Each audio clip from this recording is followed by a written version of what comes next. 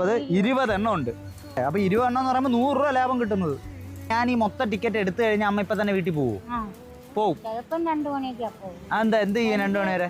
ഈ രാവിലെയൊക്കെ എടുത്തവര് 2 മണി കഴിഞ്ഞൊക്കെ കാശ് വെക്കും. അപ്പൊ അതൊക്കെ മേടിച്ചും കൊണ്ട് അമ്മയ്ക്ക് പോകുമ്പോ 2:30 മണി. ആണോ? സന്തോഷമാവോ ഞാനിത് എടുത്താ?